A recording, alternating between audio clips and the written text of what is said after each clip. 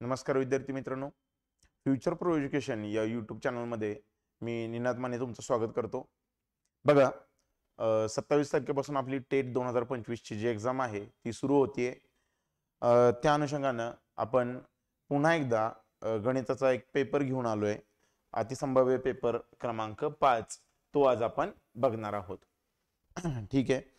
जर आमचे व्हिडिओ तुम्हाला आवडत असतील तर प्लीज जास्तीत जास्त लोकांच्या पर्यंत ते पोहोचवा, शेअर करा, व्हिडिओला लाईक करा, सबस्क्राईब करा चॅनलला, जेणेकरून हा व्हिडिओ जास्तीत जास्त लोकांच्या पर्यंत पोहोचू शकेल. ओके, चला आपण गणितीय क्षमता किंवा क्वांटिटेटिव्ह ॲप्टिट्यूडचा अतिसंभाव्य जो पेपर आहे क्रमांक 5 बघूया. ठीक आहे. पहिला प्रश्न बघा काय म्हटलेलं आहे. खालील रेषेखालील आलेखात जानेवारी, फेब्रुवारी, मार्च, एप्रिल महिन्यात विकल्या गेलेल्या उत्पादनांची संख्या दर्शवलेली आहे. विकल्या गेलेल्या उत्पन्नांची संख्या ही लक्षात घ्या. विकल्या गेलेल्या उत्पन्नांची संख्या आहे. जानेवारीमध्ये किती उत्पादनं विकली गेली तर 120 उत्पादनं विकली गेली. फेब्रुवारीमध्ये 140 उत्पादनं विकली गेली. मार्चमध्ये 150 उत्पादनं विकली गेली. आणि एप्रिलमध्ये 180 उत्पादनं विकली गेली. हे लक्षात घ्या. चला आता पुढे बघूया आपण याच्यावरचे प्रश्न. ठीक आहे, एवढंच आपला काय आहे डेटा आहे. ठीक आहे, पण एक लक्षात ठेवा, ही विक्री झालेली उत्पादनं आहेत. ही काय आहेत रे? विक्री झालेली उत्पादनं आहेत. एवढं लक्षात असू द्या, कारण तुम्हाला विक्री सोडून इतर काही दिलं तर लक्षात ठेवायचं हे विक्री झालेली उत्पादनं आहेत. चला आता पुढे बघूया. प्रश्न क्रमांक पहिला याच्यावरचा, या DI वरचा पहिला प्रश्न बघूया. चला काय म्हटलेलं आहे. जानेवारी महिन्यात विकल्या गेलेल्या उत्पादनांची किंमत ₹20 आहे. जानेवारीमध्ये विकल्या गेलेल्या उत्पादनांची जी किंमत आहे ती ₹20 आहे. फेब्रुवारी महिन्यात उत्पादनाची किंमत जानेवारीच्या तुलनेत 20% अधिक आहे. म्हणजे जानेवारीमध्ये वस्तूची किंमत ₹20 आहे आणि फेब्रुवारीमध्ये ती वस्तूची किंमत 20% वाढते. म्हणजे ₹20 होती, त्याच्यावरती 20% वाढले म्हणजे काय झाले रे? 120/100. या शून्याला हे शून्य, शून्याला शून्य, 12 दुनी 24. म्हणजे फेब्रुवारीमध्ये ती उत्पादनांची जी किंमत आहे ती ₹24 होईल. मग तुम्हाला विचारलंय तर फेब्रुवारी महिन्यात एकूण महसूल किती मिळाला? फेब्रुवारीमध्ये किती विकल्या गेल्या वस्तू? 140 वस्तू विकल्या गेल्या. 140 वस्तू विकल्या गेल्या आणि 24 ही काय आहे? एकाची किंमत आहे. मग एकूण महसूल किती झाला बघा. 0 घेऊया. 24 चौक 96. ठीक आहे. 24 एक्के 24, 24 आणि 9 33. किती आले? 3360. 3360 कुठं आहे? ऑप्शन बी. क्लिअर आहे का? बघा. ठीक आहे, चला समजलं असेल. पुढे जाऊया. पुढे बघा. जून महिन्यात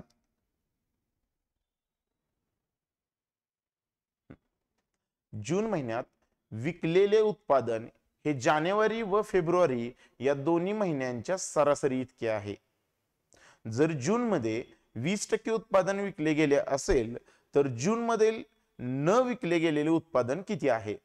जून महिन्यात विकले गेलेले उत्पादन जे आहे ते जानेवारी आणि फेब्रुवारी या दोन्ही महिन्यांच्या सरासरी इतकं आहे. मग इथं जून कुठं नाहीये हे लक्षात घ्या. म्हणजे जूनचं जे उत्पादन आहे, जूनची जी विक्री आहे ती किती आहे? तर जानेवारी आणि फेब्रुवारी या दोन्ही महिन्याच्या सरासरी एवढी आहे. मग जानेवारीची 120 विक्री आहे, फेब्रुवारीची 140 भागिले 2. ऍक्च्युली 120 आणि 140 च्या मध्ये 130 आहे, म्हणजे याची सरासरी 130 येणार. म्हणजे जूनची विक्री आली 130. जर पुढं काय म्हटलंय बघा, जर जून मध्ये 20% उत्पादन विकले गेले असेल, म्हणजे जूनची विक्री 130 आहे आणि ते म्हणतात जून मध्ये जेवढं उत्पादन तयार झालं ते उत्पादन जे आहे, म्हणजे तयार 100 झाले, 100, त्यातले विकले गेले 20 आणि न विकलेले आहेत 80. कळतंय का? जून मध्ये 20% उत्पादन विकले गेले, हे विकले गेले, ठीक आहे, हे न विकले गेले, बरोबर. मग हे 20 जे आहेत याची किंमत तुम्हाला किती दिली रे? या 20% किंमत तुम्हाला 130 दिलेली आहे, कारण जूनची विक्री आहे ना ही. मग विकले गेले किती? 20%. मग न विकलेले किती आहेत रे? न विकलेले आहेत 80%. न विकलेले आहेत 80%. ही 4 पट आहे, तर 13 ची 4 पट, 13 चौक 52, 520. म्हणजे किती आलं उत्तर? 520. क्लिअर आहे का? बघा. ओके, चल समजलं असेल, पुढे जाऊया. जानेवारी व फेब्रुवारी महिन्यात एकत्रितपणे विकल्या गेलेल्या उत्पादनाचे प्रमाण एप्रिल मध्ये विकल्या गेलेल्या उत्पादनाच्या तुलनेत किती आहे? जानेवारी आणि फेब्रुवारी एकत्रित किती आहे? हे 120 अधिक 140 एकत्रित 260 आहे. याचं कुणाबरोबर? एप्रिल मध्ये किती आहेत? एप्रिल मध्ये आहेत 180. म्हणजे 260 आणि 180 यांचा रेशो तुम्हाला घ्यायचा आहे. शून्याला शून्य गेले, 13:9. 13:9 काय आला रेशो? 13:9. ठीक आहे, इझी होतं खूप. चला पुढे बघूया. मार्च महिन्यात विकले गेलेले उत्पादन हे जानेवारी महिन्याच्या विक्रीच्या किती टक्के आहे? मार्च महिन्यात विकलेले जे उत्पादन आहे ते मार्च महिन्याच्या किती टक्के आहे? सॉरी, जानेवारी महिन्याच्या किती टक्के आहे? मार्च मधलं उत्पादन किती आहे रे? 150. हे जानेवारीच्या किती टक्के आहे विचारले? जानेवारीच्या किती टक्के आहे? मार्च हे जानेवारीच्या किती टक्के आहे? बरोबर. म्हणजे मार्चला घेणार वर, जानेवारीला घेणार खाली, गुणुले 100%. शून्याला शून्य गेले, 3 भाग जातोय बघा, 3 चौक 12, 3 भाजी 15. मग 1/, हे बघा 1/4 म्हणजे 25%. ठीक आहे, आणि 5/4 म्हणजे मग किती? 125%. लक्षात आलं का? 4 1 4, 1 पूर्ण आहे, 1 पूर्ण म्हणजे 100 आणि वर अजून 25 म्हणजे किती आले? 125%. 125%. किंवा इथं पण तुम्ही बघू शकता, हे 25 आहे, 25 गुणिले 5, 125%. ठीक आहे, 125%. चल बघा पुढे प्रश्न क्रमांक 5. दिलेल्या महिन्यातील विकल्या गेलेल्या उत्पादनांची सरासरी संख्या शोधा.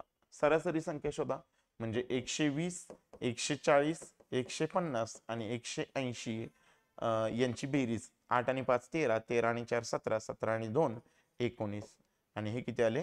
5. 590. 590 भागिले किती? 4. 4 न भाग लावा, 4 1 4, उरला 1, 4 चौक 16, उरले 3, 4 7 28, उरले 2, 4 पंचे 20, 147.5. कुठं आहे? इथं आहे, ऑप्शन ए. बघा समजलंय का? अशा पद्धतीने हा DI व्यवस्थित झालेला आहे. ओके, चला याच्यामध्ये पहिले 2 क्वेश्चन थोडेसे, म्हणजे त्यातल्या दुसरा क्वेश्चन थोडासा लक्ष देण्यासारखा होता, कारण त्याच्यामध्ये तुम्हाला विक्री केलेली संख्या आणि न विक्री केलेली संख्या याच्यावरती चर्चा केलेली होती. चला पुढचा बघूया.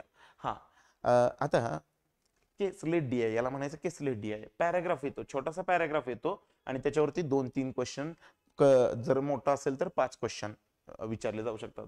आता इथं 6 ते 8 म्हणजे 6 7 8 असे 3 क्वेश्चन या डेटावरती विचारले गेलेले आहेत. 2-3 लाईनचा आहे बघा, एक पॅराग्राफ आहे, तो एक 4 लाईनचा पॅराग्राफ आहे, तो एकदा बघूया, वाचूया. काय म्हटलेलं आहे? A आणि B यांनी विकलेल्या पिझ्झाच्या संख्येचे प्रमाण 4:7 आहे आणि ए ने विकलेले बर्गर हे बी ने विकलेल्या पिझ्झापेक्षा 20 ने कमी आहेत. ओके, बी ने एकूण विकलेले बर्गर आणि पिझ्झा मिळून 150 आहेत आणि ए ने विकलेले पिझ्झा 40 आहेत. आपण काय करूया, डेटा तयार करूया. तुम्हाला माहिती आहे इथं काय काय झालंय, दोन विक्रेते आहेत ए आणि बी आणि ते काय विकतात आहे, पिझ्झा आणि बर्गर. काय विकतात, पिझ्झा आणि बर्गर. ए आणि बी यांनी विकलेल्या पिझ्झांचे जे प्रमाण आहे, संख्येचा जो रेशो आहे तो 4:7 आहे. म्हणजे मी तात्पुरते याला 4x आणि याला 7x मानतो. हे बघा, ए चा पिझ्झा, बी चा पिझ्झा, किती 4:7 हे प्रमाण आहे. बरोबर. ए ने विकलेले बर्गर हे बी ने विकलेल्या पिझ्झापेक्षा, ए ने विकलेले बर्गर, ए चे विकलेले बर्गर तुम्हाला माहिती आहेत का, नाही माहिती.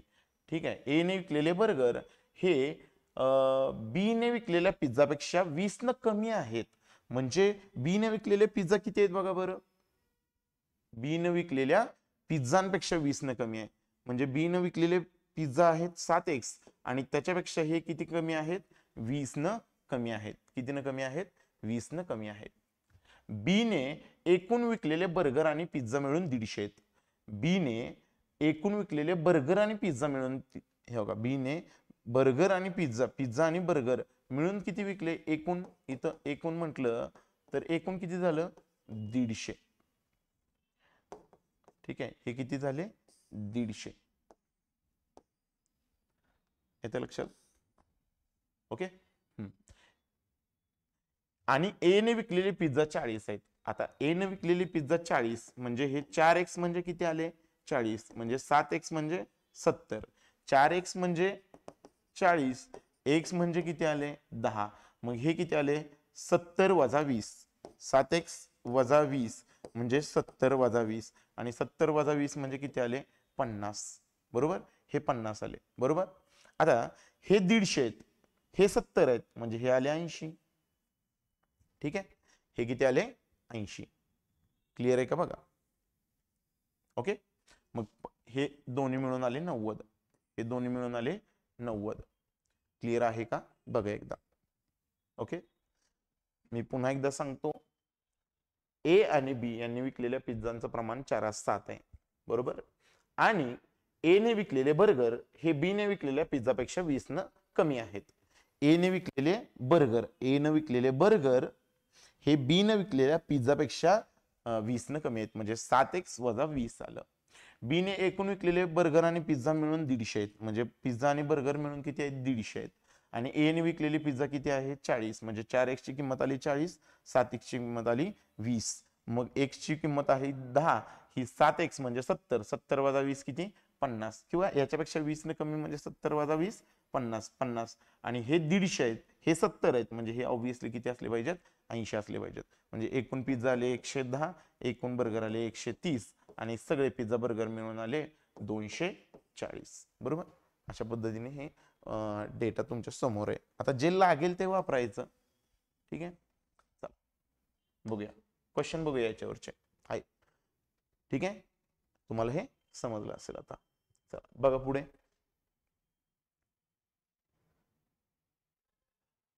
ए ने विकलेले एकूण पिझ्झा आणि बर्गर मिळून किती आहेत.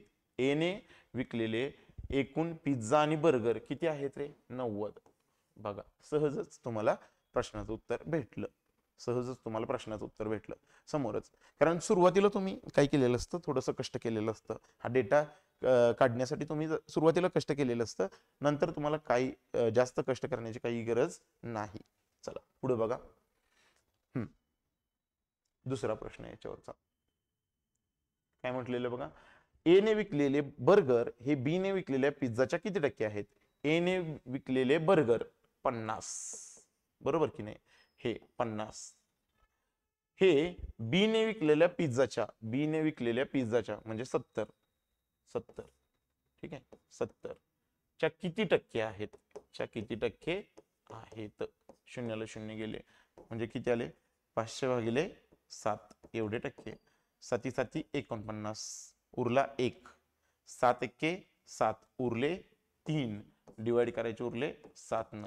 किती आलं उत्तर, 71.307%. 71.307%. 3/7%. ठीक आहे, आले का लक्षात? बघा याच्यावरचा शेवटचा प्रश्न.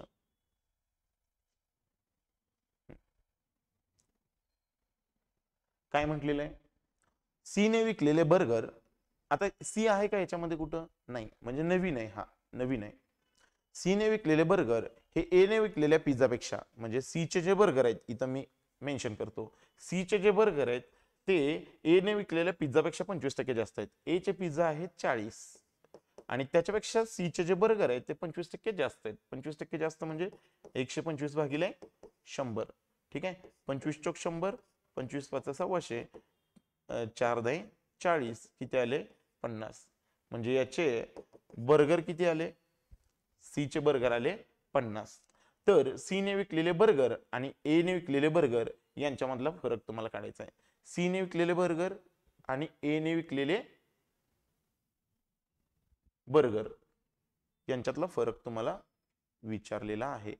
सी ने विकलेले बर्गर हे ए ने विकलेल्या पिझ्झापेक्षा 25% जास्त, बरोबर. आणि विचारले काय तुम्हाला? सी ने विकलेले बर्गर आणि ए ने विकलेले बर्गर यांच्यातला फरक किती आहे? सी ने विकलेले बर्गर किती? 50. ए ने विकलेले बर्गर किती? 50. यांच्यातला फरक 0 आहे. यांच्यातला फरक किती आहे? 0 आहे. ठीक आहे, ऑप्शन मध्ये नाहीये, आपण ई ऑप्शन म्हणूया. काय रे? 0 तात्पुरतं. ओके, चला, नाहीये इथं, आपण आपल्याकडनं देऊया. ठीक आहे, चला पुढे बघूया.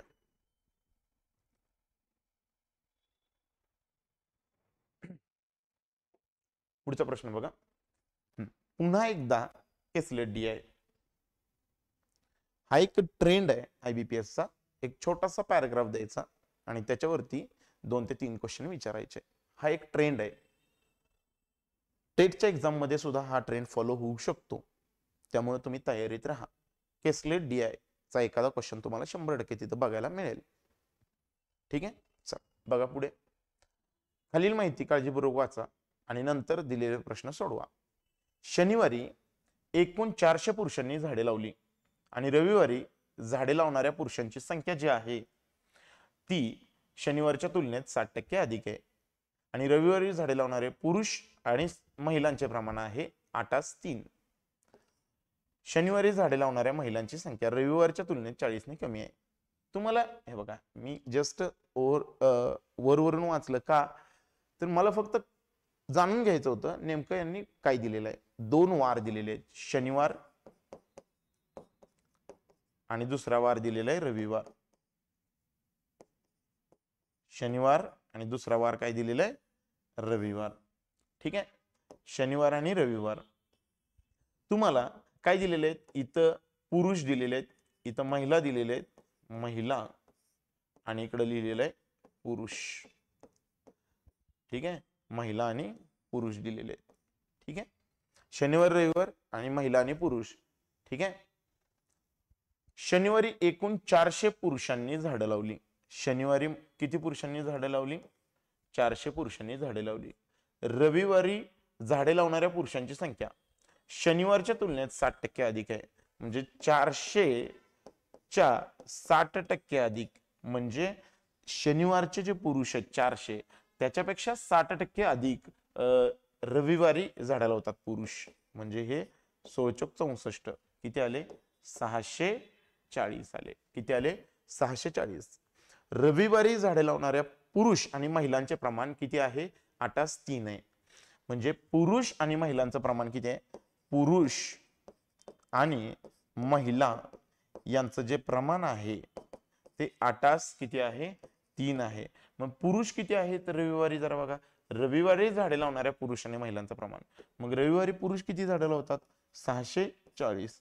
महिलांचं प्रमाण तुम्हाला विचारले 8 × 8, 8 × 8 = 64. क्वेश्चन मार्कचं उत्तर किती आलं रे? 8 × 24 240. म्हणजे रविवारी महिला 240 महिला झाडे लावतात. शनिवारी झाडे लावणाऱ्या महिलांची संख्या रविवारच्या तुलनेत 40 न कमी आहे. शनिवारी झाडे लावणाऱ्या ज्या महिला आहेत ते रविवारच्या तुलनेत 40 न कमी आहेत. म्हणजे 240 मधून 40 गेले, किती आले रे? 200. तर अशा पद्धतीने हा एक DI तुमच्या समोर आहे. मग एकूण महिला किती आल्या? 440. एकूण पुरुष आले 1040. शनिवारचे एकूण आले 600 आणि रविवारचे एकूण आले 880. ठीक आहे, जे काही आता प्रश्न असतील ते याच्या पुढच्या स्लाइडवरती आपल्याला बघायला मिळतील. ठीक आहे, चला बघूया. कॉपी करून घेऊ. हा DI, छोटासा DI आहे. ठीक आहे, याच्यावरती 2 मार्क मिळून जातात. जर तुम्ही कॉन्सन्ट्रेट केलं व्यवस्थित तर 2 मार्क आरामात मिळून जातात याच्यावरचे. शनिवारी झाडे लावणाऱ्या एकूण महिलांची संख्या, रविवारी झाडे लावणाऱ्या एकूण पुरुषांची संख्या यांची बेरीज किती आहे? म्हणजे शनिवारी किती महिला झाडे लावतात? 200. आणि रविवारी पुरुष किती झाडे लावतात? 640. यांची बेरीज विचारली आहे. 200 आणि 640 यांची बेरीज विचारली आहे. किती आली ती? 840. किती आली? 840. चल, क्लिअर आहे? पुढे बघूया. रविवारी झाडे लावणाऱ्या एकूण, एक मिनिट, रविवारी झाडे लावणाऱ्या एकूण पुरुष आणि महिलांमधील फरक किती आहे? रविवारी झाडे लावणाऱ्या महिला आणि पुरुषांमध्ये कितीचा फरक आहे? 640 वजा 240. कितीचा फरक आहे? 400चा फरक आहे. कितीचा फरक आहे? 400चा फरक आहे. समजतंय का? बघा, ठीक आहे. IBPS अशा टाईपचे क्वेश्चन 100% विचारतं.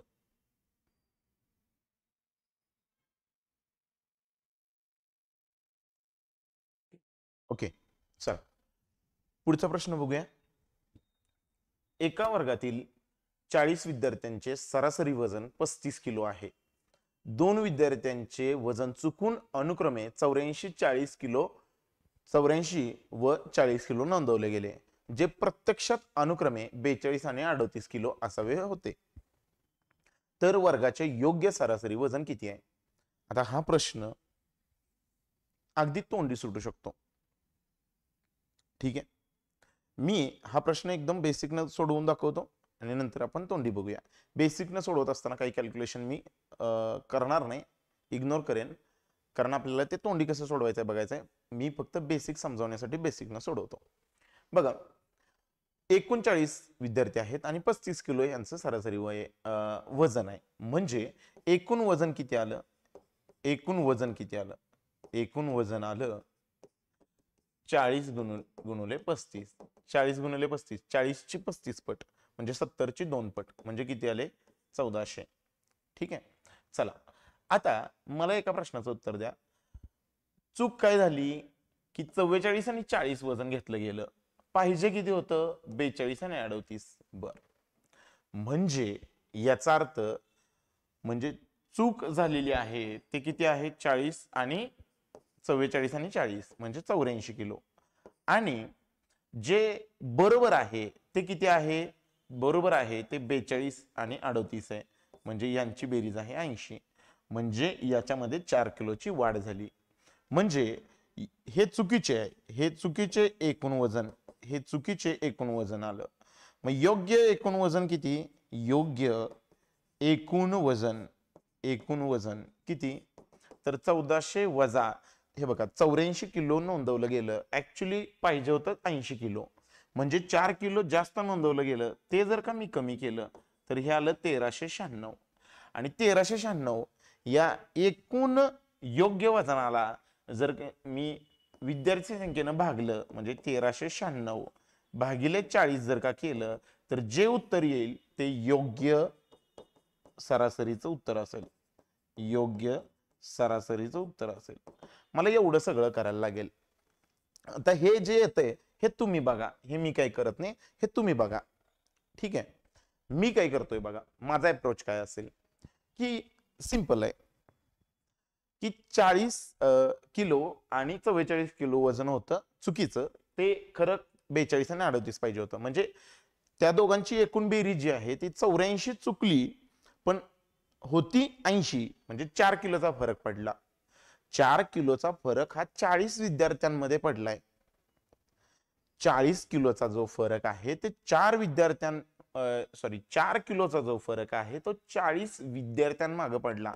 म्हणजे एका विद्यार्थ्यामागे कितीचा फरक पडला? तर 0.1 चा फरक पडला. मग जे चुकीचं वजन आहे, सरासरी वजन जे आहे आणि बरोबर जे सरासरी वजन आहे त्यामध्ये 0.1चा फरक आहे. मग बरोबर किती आहे? हा माझा अप्रोच आहे. चुकीचे किती आहे? चुकीची सरासरी किती? चुकीची सरासरी किती? चुकीची सरासरी 35 आहे. म्हणजे 4 किलो हे 40 विद्यार्थ्यांमाग कमी झालं, म्हणजे एका विद्यार्थ्यामाग 0.1 कमी झालं. सरासरी ही एका विद्यार्थ्यासाठीच असते, लक्षात ठेवायचं. मग 35 मधून तुम्ही 0.1 वजा करा, 34.9 हे योग्य उत्तर आहे. 34.9 हे योग्य उत्तर आहे. हे आहे ऑप्शन डी मध्ये. लक्षात आलं का? बघा फक्त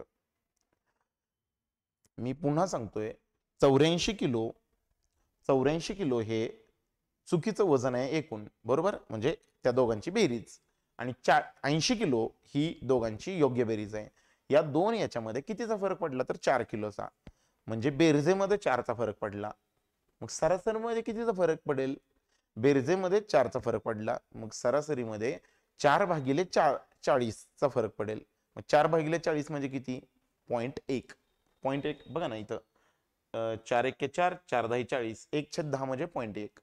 म्हणजे चुकीची सरासरी आणि योग्य सरासरी याच्यामध्ये 0.1चा फरक असणार आहे. मग 0.1चा फरक म्हणजे 35 मधून 0.1 वजा केल्यानंतर आपल्या लक्षात येतं की ते 34.9 आहे. म्हणजे याचं उत्तर आहे 34.9. आणि तुम्ही 100% हे सोडवून बघाल त्यावेळी त्याचंही उत्तर 39.4 येणार. आलं की लक्षात? बघा, चला पुढे जाऊया.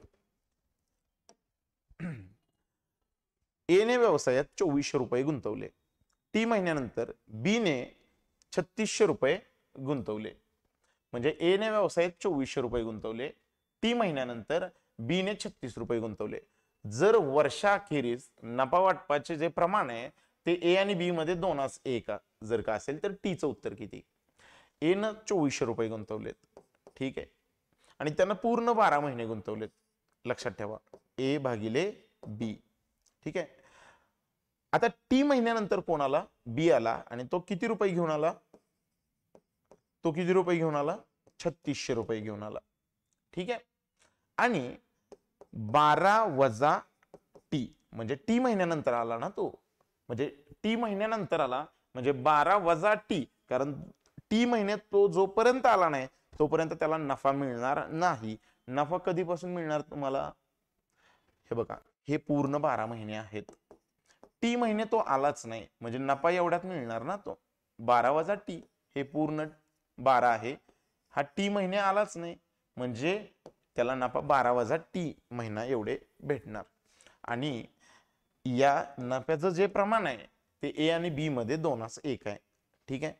शून्याला शून्य गेले, 12 एके 12, 12 त्रिक 36, 3 एके 3, 3 8 24, बे एके बे, बे चौक 8. आता जे राहिले ते तिरकस गुणाकार करा. याला इकडे घ्या, याला इकडे घ्या. 4 बरोबर 12 वजा टी, या वजा टी ला इकडे अधिक आणि या अधिक 4 ला तिकडे वजा. टी बरोबर 12 वजा 4, टी बरोबर 8. सिंपल, टी बरोबर 8 आलं. ऑप्शन बी. समजलंय का? बघा, चला पुढे बघूया. एखाद्या वस्तूची विक्री किंमत 270 रुपये आहे, जेव्हा ती 10% तोट्याने विकली जाते. म्हणजे 270 रुपये कधी आहे किंमत त्याची? ज्यावेळी ती 10% तोट्याने विकली जाते. हे बघा, कुठल्याही वस्तूची खरेदी किंमत ही 100% असते. आता ती 10% नफ्यात विकली गेली तर 110% होते त्याची किंमत, विक्री किंमत, आणि ती 10% तोट्यात विकली गेली तर 90% होते त्याची विक्री किंमत. ओके, चला मग ते काय म्हणतात की एखाद्या वस्तूची विक्री किंमत 270 रुपये आहे जेव्हा ती 10% तोट्याने विकली जाते. जर तीच वस्तू 35% नफ्यावर विकली गेली असती तर नफा किती झाला असता असं विचारलेलं आहे. सिंपल, नफा किती झाला असता. आता 10% तोट्यात एखादी वस्तू विकली जाते आणि ती वस्तू त्यावेळी 270 ला विकली जाते, म्हणजे हे बघा, खरेदी किंमत त्याची 100% आहे. ती 10% तोट्यात विकली जाते म्हणजे 90% ला विकली जाते. आणि 90% ला ज्यावेळी विकली जाते त्यावेळी 270 रुपयाला विकली जाते. म्हणजे शून्याला शून्य गेले, 9 एके 9, 9 त्रिक 27, 1% किंमत आली 3. 1% किंमत आली 3. आता जर तीच वस्तू 35% नफ्यावर विकली तर नफा किती झाला? म्हणजे 100ची वस्तू 135 ला विकली गेली तर सरळ आहे ना 35% नफा होईल. ठीक आहे, हा 35% नफा होईल. मग 1%ची किंमत किती आहे? 3 आहे. तुम्हाला 35%ची किंमत विचारले. 35 गुणिले 3, 3 त्रिक 9, 90 आले आणि वरचे 15, 105. कुठं आहे? ऑप्शन बी. क्लिअर आहे का बघा? ओके, चला पुढचा प्रश्न घेऊया. नळ ए, नळ बी अनुक्रमे 9 व 6 तासात टाकी भरू शकतात. नळ सी ही टाकी 7.5 तासात रिकामी करू शकतो. जर ए आणि बी एकत्र 3 तास सुरू असतील आणि त्यानंतर सी एकट्याला सुरू ठेवला तर सी ला टाकी रिकामी करण्यास किती वेळ लागेल? एक गोष्ट लक्षात घ्या, ए 6 तासात टाकीला भरतोय, 9 तासात, सॉरी 9 तासात टाकीला भरतो. बी हा 6 तासात टाकीला भरतो, बरोबर. आणि सी त्या टाकीला 7.5 तासात रिकामी करतो. आता 9, 6 आणि 7.5 यांचा एलसीएम आहे 90, बरोबर. 9 × 90, 15 × 90 आणि 75 ची 2 पट 150 आणि 150 ची 6 पट म्हणजे 15 × 90 म्हणजे याची किती आली रे? 12 पट आली. ही 15 ची 6 पट आहे, मग 90, मग 7.5 ची 12 पट असणार आहे 90, बरोबर. अशा पद्धतीने. ठीक, चला पुढे बघा. आता एक गोष्ट लक्षात घ्या की ए आणि बी किती तास एकत्र सुरू ठेवले? तर 3 तास एकत्र सुरू ठेवले. म्हणजे हे बघा, ए तासाला 10 एवढं पाणी भरतोय, बी तासाला 15 एवढं पाणी भरतोय. म्हणजे दोघं मिळून एका तासाला 10 + 15 म्हणजे 25 लिटर पाणी भरणार. आणि मग 3 तासाला किती भरणार? तर 3 गुणिले 10 + 15 म्हणजे 3 गुणिले 25, 75 लिटर पाणी भरणार. आता हे 75 लिटर पाणी ते पुढे काय म्हणतात? आणि त्यानंतर सी एकट्याला सुरू ठेवला, म्हणजे याचा अर्थ सी ला एकट्याला सुरू ठेवला, याचा अर्थ काय रे? ए आणि बी ला बंद केला असणार आहे 3 तासानंतर. 3 तास ए आणि बी सुरू ठेवला आणि सी ला एकट्याला सुरू ठेवला, याचा दुसरा अर्थ काय आहे? ए आणि बी बंद केला. ए आणि बी बंद केला. मग ए आणि बी बंद केला. आता मग पाणी टाकीत आलं किती? 75. कारण तासाला 10 येतं, तासाला 15 येतं, तासाला दोघांनी मिळून 25 येतं. मग 3 तासाला दोघांनी मिळून किती पाणी साठवलं तिथं? 75 लिटर पाणी एवढं साठवलं, बरोबर. मग सी आता त्या टाकीला रिकामा करायला किती वेळ घेतोय? आता सी ची इफिशियन्सी किती आहे सांगा? 12 आहे. म्हणजे 12 क्षमतेनं पाणी काढून टाकतोय तो बाहेर आणि 75 एवढं पाणी तिथं शिल्लक आहे. तर 75 भागिले वेळ बरोबर किती रे? 75 पाणी काढायला 12 या क्षमतेनं किती वेळ लागतोय ते बघूया. 12 × 72 उरले 3, 12 × 2 = 24 उरले 6, 12 × 5 = 60 म्हणजे एवढे तास लागतील. किती? 6.25 एवढे तास लागतील. कळतंय का? 6.25 एवढे तास लागतील. चला पुढे बघूया. समजलंय का बघा? स्क्रीनशॉट घेणार असेल तर स्क्रीनशॉट घ्या. ओके, चला पुढे बघूया. एका कारखान्यात 40% महिला आहेत आणि पुरुषांपैकी 65% हे 50 वर्षापेक्षा जास्त वयाचे आहेत. एका कारखान्यात 40% काय आहेत? महिला आहेत आणि पुरुष जे आहेत, आता उरलेले पुरुष असणार आहेत ऑब्विसली. 40% उरलेले काय असतील? पुरुष असतील. पुरुषांपैकी 65% हे 50 वर्षाच्या पेक्षा जास्त वयाचे आहेत. जर 50 वर्ष किंवा त्याहून कमी वयाचे एकूण पुरुष 4200 असतील तर त्या कारखान्यातील महिलांची संख्या किती आहे असं तुम्हाला विचारलेलं आहे. मी म्हणतो कारखान्यात 100x एवढे कामगार आहेत, बरोबर. त्यापैकी महिला 40% आहेत. मग पुरुष किती असणार आहेत? 60% असणार आहेत, बरोबर. या पुरुषांमध्ये पण 65% हे जे आहेत, 65% जे आहेत याचे 65% कुणाचे? 60x चे किती टक्के? 65% लक्षात घ्या. ठीक आहे. 20 त्रिक 60, 20 20 वजा 100, 5 एके 5, 5 13 13 त्रिक 39, म्हणजे 39x हे 65 पेक्षा जास्त वयाचे आहेत. इथं लिहितो मी 65 पेक्षा काय आहेत, जास्त वयाचे आहेत. 65 पेक्षा जास्त वयाचे आहेत. बरोबर. मग मला सांगा 60 पैकी 39 जर का 65 पेक्षा जास्त असतील तर 100% 21 हे 65 पेक्षा कमी, सॉरी 65 पेक्षा नाही 50 पेक्षा चाललंय, 50 पेक्षा हे 65 डोक्यात राहिलं माझ्या. ठीक आहे. 50 पेक्षा कमी किंवा 50 एवढी आहेत. बरोबर. आणि त्यांची संख्या म्हणजे याची संख्या तुम्हाला दिलेली आहे. किती दिलेली आहे? 4200, म्हणजे 21x याची संख्या दिलेली आहे 4200. 21 एके 21, 21 दोन्ही 42, x बरोबर आले 200. मग तुम्हाला महिलांची संख्या विचारली आहे. महिला किती आहेत बघा बरं, 40x आहेत. मग 40x ची किंमत तुम्हाला विचारलेली आहे. 40 गुणिले 200, 4 दोन्ही 8 आणि 1 2 3 0, 8000. किती आलं? ऑप्शन बी 8000. समजले का? बघा क्लिअर आहे. चल पुढे जाऊया.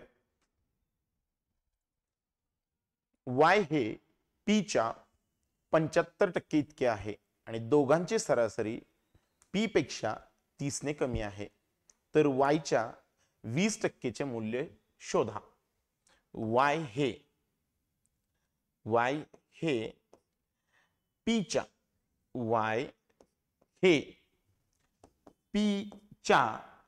75% आहे. 75% आहे. 25 त्रिक 75, 25 चौक 100. y भागिले p बरोबर किती आलं? 3×4. पुढे बघूया. आणि दोघांची सरासरी p पेक्षा 30 न कमी आहे. दोघांची सरासरी म्हणजे काय रे? y अधिक p भागिले 2 म्हणजे 3x अधिक 4x भागिले 2 म्हणजे किती? 7x भागिले 2. ही जी सरासरी आहे दोघांची 7x भागिले 2 हे p पेक्षा 30 न कमी आहे. मग p किती आहे? 4x आहे. 4x पेक्षा 30 न कमी आहे. ही जी सरासरी आहे किती आहे? सरासरी 7x भागिले 2. ही जी सरासरी आहे ती p किती आहे? p आहे 4x. 4x पेक्षा किती न कमी आहे? 30 न कमी आहे. याला 2 ला इकडं गुणा. 8x अधिक वजा 60. बरोबर. चला या 60 ला इकडे घ्या. 7x ला तिकडे टाका. 60 बरोबर 8x मधून 7x गेले x, म्हणजे x ची किंमत किती आली? 60 आली. तर तुम्हाला विचारले y च्या 20% मूल्य शोधा. मग y किती आहे? 3x. y किती आहे? 3x. मग y च्या किती टक्के सांगितले तुम्हाला? 20%. मग y चे 20%. y चे 20%. y किती आहे? 3x. म्हणजे 3 गुणुले x ची किंमत आली 60. त्याच्या किती टक्के? 20%. शून्याला शून्य गेले, शून्याला शून्य गेले, 6 त्रिक 18, 18 दोन्ही 36. किती आलं उत्तर? 36. बघा समजलंय का? ओके क्लिअर आहे का? बघा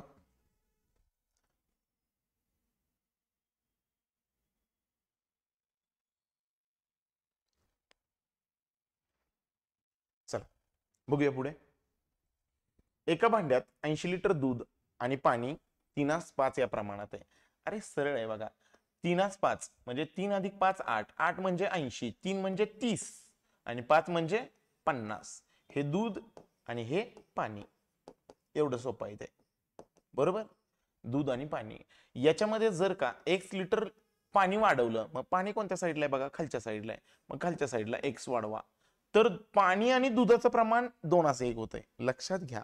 पाणी आणि दुधाचं प्रमाण मुद्दाम असं उलट सुलट करतात. पाणी आणि दुधाचं प्रमाण 2:1 आहे. मग पाणी कोणत्या साईडला आहे? 2 खालच्या साईडला. बरोबर. तिथं 2 लिहा आणि दुधाचं प्रमाण 1 असं. कळलं का? तिरकस गुणाकार करा. काय? 60 बरोबर 50 अधिक x.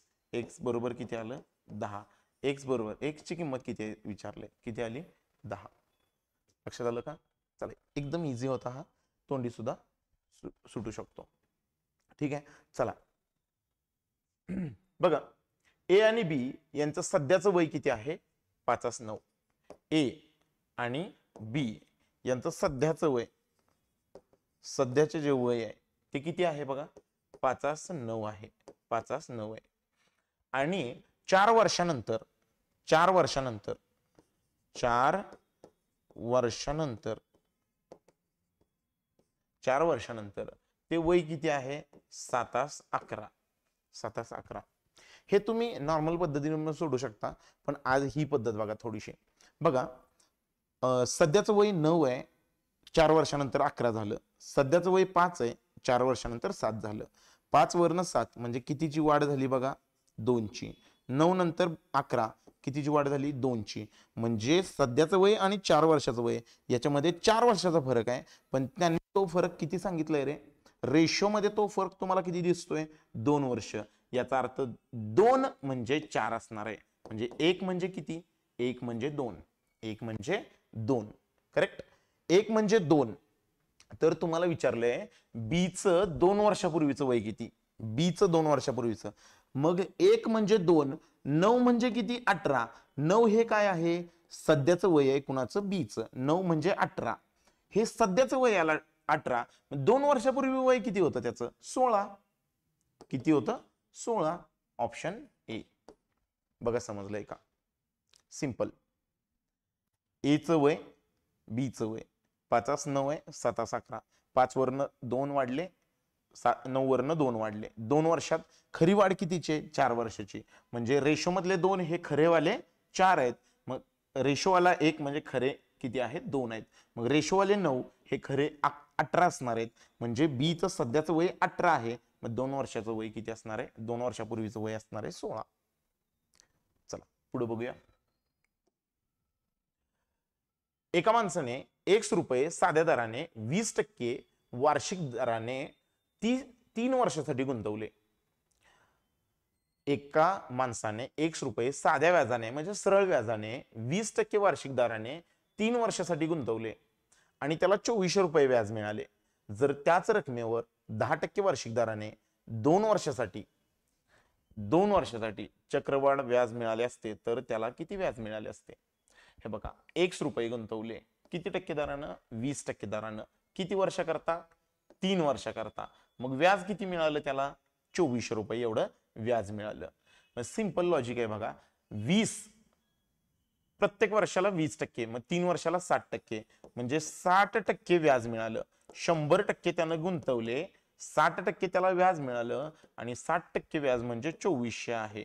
60% व्याज म्हणजे किती आहे? 2400 आहे. मग शून्याला शून्य गेले, 6 6 चौक 24. 1% म्हणजे किती आलं? 40. म्हणजे गुंतवले किती असतील रे? 100%. 100 पट म्हणजे किती रे? ₹4000 गुंतवले. ₹4000 जे गुंतवलेत, ₹4000 गुंतवले, हे ₹4000 आता चक्रवाढ व्याजानं दिले समजा पुढच्या 2 वर्षाकरता. 2 वर्षाकरता किती टक्क्यानं? 10%. तर याचे 10% आले 400. दुसऱ्या वर्षी 10% 400. ठीक आहे. आता दुसऱ्या वर्षी या मागच्या वर्षीच्या व्याजावर पण व्याज मिळतं, त्याला म्हणायचं चक्रवाढ व्याज. हे 400 आणि 400 काय आलं? मूळ रकमेवरचं व्याज. आणि दुसऱ्या वर्षी पहिल्या वर्षीच्या व्याजावर पण 10% व्याज मिळणार, म्हणजे हे 40 मिळणार. बरोबर. 40 400 400 800 आणि वरचे हे 40 840, म्हणजे चक्रवाढ व्याज त्याला किती मिळालं? 840. समजलंय का बघा? ठीक आहे. 60%, कारण 20% दराने 3 वर्षात त्याला 60% काय मिळणार रे? व्याज मिळणार. मग व्याज किती झालं? 2400. 1%ची व्हॅल्यू 40, 100%ची व्हॅल्यू 4000. मग 4000 वरती चक्रवाढ व्याज लावलं.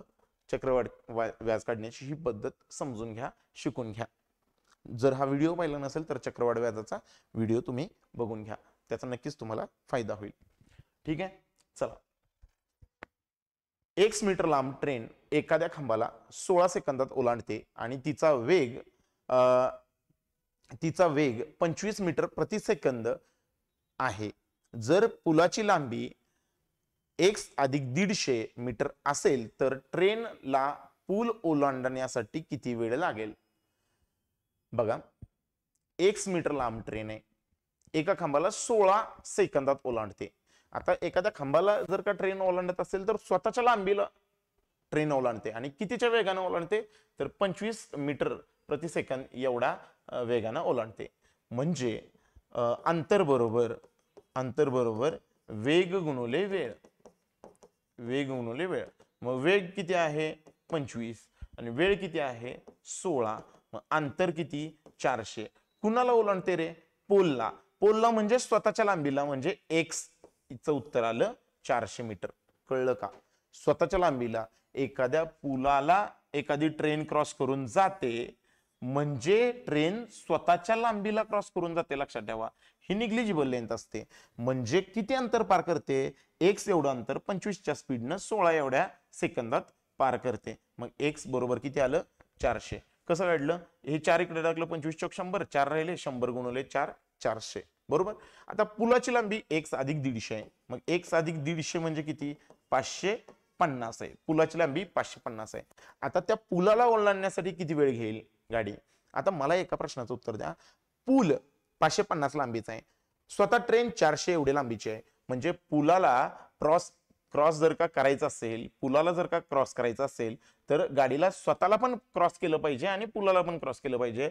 म्हणजे एकूण 400 अधिक 550 एवढं अंतर पार केलं पाहिजे. आणि कोणत्या स्पीडनं पार केलं पाहिजे तर 25च्या स्पीडनं पार केलं पाहिजे. एवढा वेळ लागेल, कारण वेळ बरोबर अंतर भागिले काळ, अंतर भागिले वेग. मग किती आलं हे? 950 भागिले 25. 25 त्रिक 75 उरले 20, 25 8 200. त्यामुळे किती सेकंद लागतील रे? 38 सेकंद एवढा वेळ लागेल पुला सहित स्वतःला क्रॉस करायला. पुलाला क्रॉस करते गाडी म्हणजे पुला सहित स्वतःला क्रॉस करते. लक्षात ठेवा. म्हणून 400 अधिक 550 घेतो आपण. आले का लक्षात? बघा, ठीक आहे. ठीक आहे का? बघा, चला जाऊया पुढं. हा, चला सिम्प्लिफिकेशनचे क्वेश्चन आहेत बघा. चला सिम्प्लिफिकेशनचे क्वेश्चन. 140 गुणुले 64 गुणुले क्वेश्चन मार्क, पण ते कुठं आहे? क्वेश्चन मार्क साइन मध्ये, आतमध्ये. बरोबर 560. शून्याला शून्य गेले, 14 1 14, 14 चौक 56. म्हणजे क्वेश्चन मार्क, आता दोन्ही बाजूचा मी वर्ग केला तर 64 गुणुले क्वेश्चन मार्क बरोबर 4 चा वर्ग किती आला? 16. याला इकडे घ्या. बरोबर. क्वेश्चन मार्क बरोबर 16 भागिले 64. 16 1 16, 16 चौक 64. उत्तर किती आलं? 0.25. किती आलं उत्तर? 0.25. कुठं आहे? इथं आहे बघा ऑप्शन. ठीक आहे. दोन्ही बाजूचा वर्ग मला करायला लागेल. का बरं वर्ग करायला लागेल? कारण मला वर्गमुळातून बाहेर काढायचं असेल तर दोन्ही बाजूचा वर्ग केला पाहिजे. इथं दोन्ही बाजूचा वर्ग म्हणजे याचं वर्गमूळ ऍज इट इज येणार आणि 4चा वर्ग 16 येणार. हे गुणाकाराला इकडे गेले भागाकाराला. बरोबर. हे गुणाकाराला इकडे गेले भागाकाराला. चला 0.25. चला पुढे जाऊया. हा 10. ठीक आहे. चला बघा पुढं. 10 अधिक 17.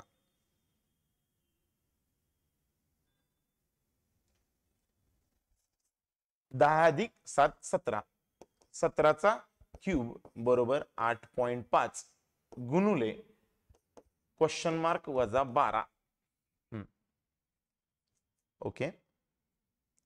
तुम्ही 8.5 इकडे पण घेऊ शकता ऍक्च्युली, पण त्याच्यामुळं हे 17 मधलं 17चा क्यूब डायरेक्ट आपला पार्ट आहे ना. 17चा क्यूब डायरेक्ट पार्ट आहे. 1 ते 20 क्यूब पार्ट पाहिजेत. ठीक आहे. 17चा क्यूब डायरेक्ट पार्ट आहे. मग क्यूब पार्ट असताना इकडे जर का मी 85 ला घेतला आणि मी तोडत जर का बसलो तर ते जास्त कॉम्प्लिकेटेड होऊन बसेल. त्याच्यापेक्षा याचा क्यूब किती? 49 13 भागिले 8.5 बरोबर क्वेश्चन मार्क वजा 12. आता इथल्या इथंच लगेचच बदलूया आपण. हे पॉइंट काढून टाकले तरी इथं एक 0 वाढेल आणि 5 न भाग लावूया.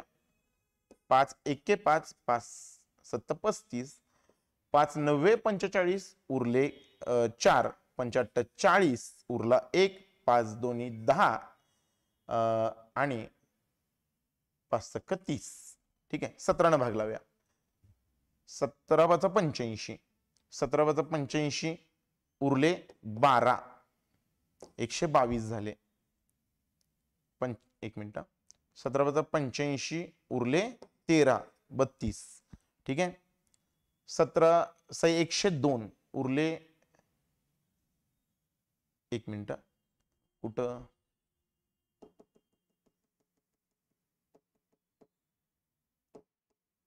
हा 17 + 85. ओके. अरे इथं 5 न भाग लावूया सुरुवातीला, किंवा 7 न लावला तरी चालेल, 17 न लावला तरी चालेल. का बरं 17 न लावला तरी चालेल? कारण 85 भाग जाणारच आहे हा 100%. कुठं पॉईंट मध्ये दिसतंय का तुम्हाला इथं ऑप्शन? ऑप्शन कुठं पॉईंट मध्ये नाही, म्हणजे 17 न भाग जाणार. 17 न डायरेक्ट भाग लावा. 17 + 85. ठीक आहे. 17 दोन्ही 34, 17 दोन्ही 34. 49 मधून 34 गेले, 15 उरले. बरोबर. ठीक आहे. वरून आले 1. 17 × 8 = 136. ठीक आहे. 17 × 8 = 136. इथून 14 × 1 = 15. ठीक आहे. आणि 17 × 9 = 153 आणि वरचे 0. ठीक आहे. आता लावा किती भाग? 5 न लाग. 5 × 5 = 25 उरले 3. 5 7 नाही 5 7 35 उरले 2, 5 20 अधिक 12 बरोबर क्वेश्चन मार्क. बरोबर. इथं किती आले रे? 6. ठीक आहे.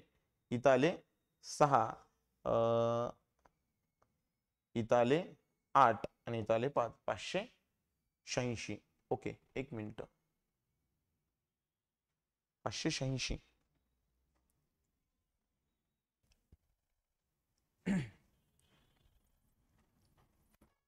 एक मिनिट, 5 न भाग चेक करूया एकदा. ठीक आहे. 17 न, 17चा भाग बरोबर आहे.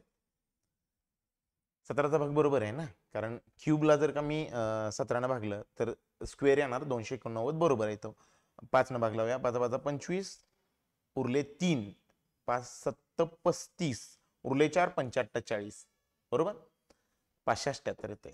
बरोबर. आता हे -12 इकडे आले, +12 झाले, +12 झाले. बरोबर क्वेश्चन मार्क. बरोबर. मग हे 78 + 12 590. किती आले? 590. कुठं आहे का ऑप्शन? आहे 590. बघा समजलंय का? ठीक आहे. इथं तुम्ही 17चा क्यूब आहे आणि 17 × 5 आहे 85 म्हणजे. बरोबर. 17चा क्यूब आहे आणि 17 × 5 आहे आणि गुणिले 10. का बरं गुणिले 10? कारण इथं एक लक्षात घ्या, 85 आहे, 8.5 आहे, त्याला इकडे घेतल्यानंतर 85 होईल. इकडे घेतल्यानंतर आणि त्याला 10 न गुणल्यानंतर 85 होईल. 10 न खाली आणि वर दोन्हीकडे गुणलं पाहिजे मला. ठीक आहे. 17च्या वर्गात याला 17, 17च्या क्यूबला 17 जर का मी कट केले तर 17चा वर्ग आला. 17चा वर्ग 289 आणि हे 2, 289 गुणिले 2 किती आले? 578. बरोबर. 28 दोन्ही 56 आणि 9 दोन्ही 18 किती आले? 578. 578 अधिक 12 590. Option C. क्लिअर आहे का? बघा चला पुढे बघा. 544, 544 भागिले हे कसं? गुणुले 8.5 म्हणजे भागिले 8.5 म्हणजे गुणुले किती रे? 1/8.5. कारण इथं भागाकाराला मध्येच असं कधीही ठेवायचं नाही, त्याला गुणाकाराच्या स्वरूपात लिहायचं आणि 2चा कितवा घात येतो हे तुम्हाला ओळखायचं आहे. ठीक आहे. मग आपण काय करूया, इथला मी पुन्हा एकदा हा कट करतो आणि इथं लिहितो. ठीक आहे. आणि 5 न भाग लावूया. ठीक आहे. 85 40, 5 × 1 = 5, 5 7 35. 17 न भाग लावा. 17 3 51 आणि 17 दोन्ही 34. बरोबर. 32. बरोबर. 32 गुणुले 8 बरोबर 2चा कितवा घात असं विचारलेलं आहे तुम्हाला. 32 हा 2चा 5वा घात आहे आणि 8 हा 2चा 3रा घात आहे. बरोबर 2चा कितवा घात? 2चा कितवा घात? 2 5 आणि 3 किती? 8. बरोबर 2चा कितवा घात? म्हणजे 2 बेस समान आहे, पाया समान आहे, तर घातांक पण समान असणार आहे. म्हणजे क्वेश्चन मार्कचं उत्तर किती असणार आहे? बरोबर. पाया समान घातांकांचे होते, बेरीज 5 आणि 3 आले 8. मग इथं पाया समान आहे आणि मग घातांक पण समान असणार, कारण इक्वल टू साइन आहे ना इथं. म्हणजे क्वेश्चन मार्क बरोबर आले 8. क्वेश्चन मार्क बरोबर आले 8. बरोबर. चल पुढचा बघूया. बघा हा समजलाय का, एकदा स्क्रीनशॉट घ्या पाहिजे तर. चल पुढचा बघूया. ओके चला. क्वेश्चन मार्क स्क्वेअर बरोबर 10 अधिक 3 13, 13चा वर्ग 169 वजा 3 दोन्ही 6 आणि 6चा वर्ग वजा 36 वजा 11 त्रिक 33. आता या दोघांची जी हे याला पण वजा आहे याला पण वजा आहे म्हणजे यांची होणार वजा बेरीज 169 वजा 36 आणि 33 किती 69 आणि 169 मधून 69 गेले राहिले 100. 100 कशाचा वर्ग आहे रे 100 हा 10चा वर्ग आहे म्हणजे क्वेश्चन मार्क बरोबर आले 10. क्वेश्चन मार्क बरोबर आले 10 कारण दोन्ही बाजूचं वर्गमूळ घेतलं ना मी. क्वेश्चन मार्कचा स्क्वेअर आला क्वेश्चन मार्कचा स्क्वेअरचं वर्गमूळ आलं क्वेश्चन मार्क आणि 100चं स्क्वेअर रूट आलं 10 बरोबर. पुढे बघा 1800 गुणुले 4/9 गुणुले 12/864 गुणुले 90/10. शून्याला 0 गेले 9ला 9 गेले. ठीक आहे 12 न भाग लावा 12 1 12 12 संग 72 12 84 आणि 12 दोन्ही 24 4 1 4 4 1 4 4 8 32 आणि हे आले 100. किती आले 100 बरोबर. Option A. सगळं कट झाल्यानंतर उत्तर किती आलं 100. क्लिअर आहे का बघा. ओके चल पुढे बघूया. हा आता 26 ते 30 काय आहे क्वाड्रॅटिक इक्वेशन. पहिलं इक्वेशन बघा 2x वर्ग. ठीक आहे 2x वर्ग अधिक 15x अधिक 28 बरोबर 0. ठीक आहे आणि 4y वर्ग अधिक 18y अधिक 14 बरोबर 0. 28 दोन्ही 56 अधिक 56चे असे दोन भाग करायचे की ज्याची बेरीज 15 आली पाहिजे. मग किती ज्याची बेरीज 15 आली पाहिजे 7 8 56 7 आणि 8 15. मधल्याचे दोन्हीला साइन आणि नंतर ते साइन चेंज झाले आणि इथं जो कोइफिशियंट आहे 2 त्यानं काय केलं डिवाइड पण केलं. चला 14 चौक 56. अरे वा 56चे दोन भाग असे करायचे की ज्याची बेरीज आता 18 आली पाहिजे. मग 14 आणि 4 यांची बेरीजच 18 येते. मधल्याचं साइन दोन्हीला ओके दोन्हीला नंतर ते साइन चेंज झालं रूट मध्ये आणि त्याला भागिले किती रे 4 भागिले 4. चला इकडं गुणाकार करून टाका इकडे गुणाकार करून टाका. हा हे किती आले रे इकडे 4 न भागा 4 न गुणा इकडं 7 चौक 28 8 चौक 32 आणि 2 न तिकडे गुणा 7 चौक 28 14 दोन्ही 28 सॉरी 14 दोन्ही 28 आणि 4 दोन्ही वजा 8. चला आता करूया कम्पेअर. 28 आणि 28 काय आले वजा 28 बरोबर आले. वजा 28 8 वजा 8 मोठे आले. वजा 32 वजा 28 मोठे आले. वजा 32 वजा 8 मोठे आले. म्हणजे यामध्ये सगळे मिळून काय सांगतात रे x is less than or equal to y. हे चौघ मिळून काय सांगतात x is less than or equal to y. समजलेलं आहे का बघा एकदा. क्लिअर आहे. चला पुढे बघूया. चला काय म्हटले बघा x नाही इकडे लिहूया x वर्ग वजा 16चा वर्ग बरोबर 23चा वर्ग वजा 56 आणि y चा 1/3 वजा 55 अधिक 376 बरोबर 18चा वर्ग. चला बघूया. x चा वर्ग हे किती आहे 256 बरोबर 529 वजा 56 याला अधिक आहे तिकडे वजा घेऊन जा. x वर्ग बरोबर 529 अधिक 256 वजा 2 वजा 56. x वर्ग बरोबर 256 मधून 56 गेले 200 राहिले आणि इथं हे 200 याच्यात ऍड झाले 729 आणि तुम्हाला माहिती आहे हा कितीचा वर्ग आहे 27चा वर्ग आहे. पण 27 प्लस मायनस का तर कम्पेअर करायचंय आपल्याला म्हटल्यानंतर दोन्ही साइनचा विचार केला पाहिजे. हा कितीचा वर्ग आहे तर 27 प्लस मायनस दोन्हीचा वर्ग आहे. चला मग आता इथं हे तुम्हाला माहिती आहे हे काय आहे y चा 1/3 म्हणजेच क्यूब रूट ऑफ y असतं. क्यूब रूट ऑफ y असतं. मग क्यूब रूट ऑफ y हे तिकडे घेऊन चला 18चा वर्ग 324 अधिक 55 वजा 376 वजा 376 क्यूब रूट ऑफ वाय बरोबर 324 आणि 55 यांची बेरीज करूया. 9 7 आणि किती रे 3 379 वजा 376 बरोबर 379 वजा 376 मग 79 मधून 76 गेले 3 आले किती क्यूब रूट ऑफ वाय बरोबर 3 आले. मग दोन्ही बाजूचा क्यूब केला पाहिजे. मग वाय बरोबर काय आलं 3 चा क्यूब किती आला 27.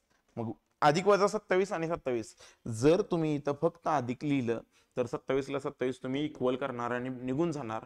लक्षात ठेवा हे कंपॅरिझन बरोबर नाही कारण या वजा 27 चा पण स्क्वेअर 729 आहे आणि अधिक 27 चा पण स्क्वेअर आहे तो 729 आहे. त्यामुळं तुम्हाला अधिक वजा दोन्ही लिहायला लागणार. मग अधिक मी काय करतो 2 लिहितो याचे हा प्लस 27 आणि x बरोबर वजा 27. चला 27 ला 27 इक्वल वजा 27 अधिक 27 मोठे आले. हे सगळे मिळून काय सांगतात रे x is greater than or less than or equal to Y. x is less than or equal to Y. थोडंसं कॅल्क्युलेटिव्ह आहे पण कॅल्क्युलेशन केल्यानंतर तुमच्या लक्षात येईल की हे सोपं आहे. म्हणजे जर का फास्ट गेला तर हे सोपं आहे कॅल्क्युलेशन एवढं काय अवघड नाही. चला पुढचा बघूया. मी मुद्दामून थोडेसे अँटिक घेतलेले आहेत आज.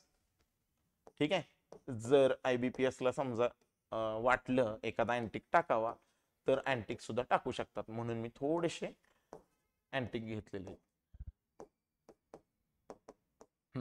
चला बघूया. हे रूट जे x आहे तिकडे गेले गुणाकारात जातील बरोबर इकडे भागाकाराला इकडे गुणाकाराला आणि शून्याला गुणाकार गेल्यानंतर ते शून्यच होऊन जातात. मग हे किती आले x वजा रूट 6 बरोबर 0. x बरोबर किती आले रूट 6. x बरोबर आले केवळ रूट 6. चला आता त्या बाजूला घेऊन चला y क्यूब बरोबर 6 चा 1/2 इथं 6 चा 3/2 6 चा 3/2 घात. मी दोन्ही बाजूचं जर का क्यूब रूट घेतलं तर y चं क्यूब रूट आलं y आणि याचं क्यूब रूट आलं 6 चा अर्धा घात बरोबर. कारण जे वरचे आहेत ते क्यूब आहेत बघा क्यूब दोन्हीकडचे क्यूब कट झाले तर y बरोबर किती आलं 6 चा निम्मा आणि 6 चा निम्मा हे बघा 6 चा निम्मा म्हणजे स्क्वेअर रूट ऑफ 6 लक्षात ठेवा स्क्वेअर रूट ऑफ 6. मग y चं पण उत्तर किती आलं स्क्वेअर रूट ऑफ 6 म्हणजे x ला y काय आले बरोबर. हा ऑप्शन खूप रेअर असतो पण असतो. ठीक आहे लक्षात आलंय का बघा x is equal to y हे लक्षात आलं पाहिजे तुम्हाला बरोबर. याला तुम्हाला घातांकाचे नियम पाठ पाहिजेत. घातांकांचे नियम तुमचे चांगले पाहिजेत. एकदा परीक्षेला जाण्याच्या आधी घातांकाचे नियम एकदा व्यवस्थित बघून घ्या. तुम्हाला 100% त्या गोष्टीचा फायदा झाल्याशिवाय राहणार नाही. 3x वजा 2y बरोबर 10 आणि 5x वजा 6y बरोबर 6. आता इथं 3 आहे इथं 5 आहे याला द्या विषय सोडून. इथं 2 आहे इथं 6 आहे मग इथं तुम्ही करू शकता चेंज बरोबर. इथं तुम्ही चेंज करू शकता. मग याला 3 न गुणूया 3 त्रिक 9x वजा 3 2 6y बरोबर 30 आणि तिकडं किती 5x वजा 6y बरोबर 6. ठीक आहे मायनस प्लस मायनस 6 ला 6 गेले 9x मधून 5x गेले 4x आले 4x बरोबर किती आले 24. x बरोबर आले 6. x बरोबर 6 आलेली किंमत तुम्ही कुठल्याही सोप्या इक्वेशन मध्ये ठेवू शकता. इथं पण ठेवू शकता. ठीक आहे इथं किती आले बघा हे 5 गुणिले 6 वजा 6y बरोबर 6. 5 × 30 30 वजा 6y बरोबर 6. याला इकडे घ्या याला इकडे घ्या 30 वजा 6 बरोबर 6y म्हणजे 24 बरोबर 6y 6 चौक 24 y बरोबर आले 4. मग x आणि y चं कंपॅरिझन करूया. काय आलं इथं 6 आहे इथं 4 आहे. मग तुम्हाला सरळ सरळ लक्षात येतं की x इज ग्रेटर दॅन काय आहे y. x is greater than y लक्षात आलेलं आहे का बघा. आणि आजचा शेवटचा प्रश्न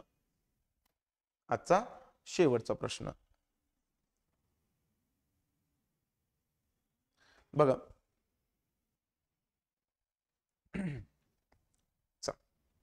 बघूया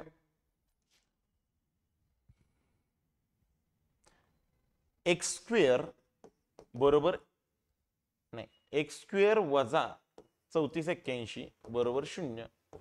3y वर्ग बरोबर क्यूब रूट ऑफ किती रे 216 000. बर चला बघा एक्स स्क्वेअर बरोबर 3481 बरोबर इकडे वजा तिकडे गेले अधिक आणि तर 3y वर्ग बरोबर क्यूब रूट ऑफ 216 हे बघा 216 6चा क्यूब आहे बरोबर आणि या 3 शून्याच्या बद्दल 1 शून्य या 3 शून्याच्या क्यूब रूटच्या बाबतीत 3 शून्याच्या बद्दल 1 शून्य असतं आणि 3 1 3 3 2 6 y वर्ग बरोबर 20. थांबा 2 मिनिटं काहीही करण्याची आवश्यकता नाही. मला एक सांगा याचं उत्तर 1 अधिक 1 वजा येणार बरोबर काही येईल ते येईल पण अधिक वजा येणार. याचं उत्तर 1 अधिक येणार 1 वजा येणार 1 अधिक येणार 1 वजा येणार कारण कुठल्याही वर्गाची 2 उत्तर असतात. 1 अधिक 1 वजा 1 अधिक 1 वजा मग हे जे अधिक आहे इकडच्या वजापेक्षा मोठे असणार आणि हे जे अधिक आहे ते इकडच्या वजापेक्षा मोठे असणार. म्हणजे हे काय दाखवतंय रे हे रिलेशन तयार होत नाही. रिलेशन संबंध तयार होत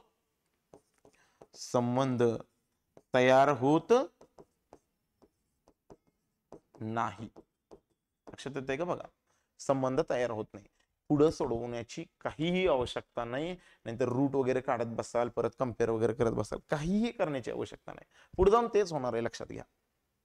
लक्षात आलं का थोडस ट्रिक वापरून थोडस आपलं कॉमन सेन्स वापरून हे असं पुढे जायचं. जेवढे क्वेश्चन एक गोष्ट तुम्ही लक्षात घ्या तुम्ही कितीही प्रॅक्टिस अवघडची करा पेपरला तुम्ही सोपेच सोडवणार आहात. अवघड आलं की तुम्ही टाइमच्या प्रेशरमध्ये त्याला स्किप करणार आहात. माझं सिंपल लॉजिक काय आहे सोपे क्वेश्चन भरपूर आहेत क्वेश्चन पेपरमध्ये तुम्ही त्याचा मार्ग निवडा ते सोडवण्याचा मार्ग निवडा. अवघड क्वेश्चन्सना वेळ घालवत बसण्यापेक्षा कारण आपल्याला एका 2 तासांमध्ये 120 मिनिटांमध्ये 200 प्रश्नांना म्हणजे 200 प्रश्न बघून आपल्याला संपवायचे आहेत. फक्त केवळ बघून संपवायचे नाहीत तर ते काही सोडवायचे पण आहेत. त्यामुळं तुम्ही नक्कीच विचार केला पाहिजे या गोष्टीवरती. मला सोपे क्वेश्चन जास्तीत जास्त क्वेश्चन कमीत कमी वेळामध्ये कसे सोडवता येतील यासाठी जास्तीत जास्त प्रॅक्टिसची आवश्यकता आहे. ती प्रॅक्टिस करा. जास्त हेवी क्वेश्चन घेऊ नका प्रॅक्टिसमध्ये पण घेऊ नका कॉन्फिडन्स डाऊन करतील. ठीक आहे कोणी काहीही म्हणू देत अवघड क्वेश्चन सोडवू नका.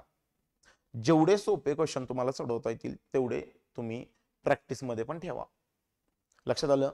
ही माझी पर्सनल स्ट्रॅटेजी अशी होती. तुम्हाला शेवटी तुमचा निर्णय असेल. मी फक्त सांगणं हे माझं काम असणार आहे. निर्णय तुमचा असणार आहे. ओके चला आजच्यासाठी आपण इथंच थांबूया. जय हिंद जय महाराष्ट्र.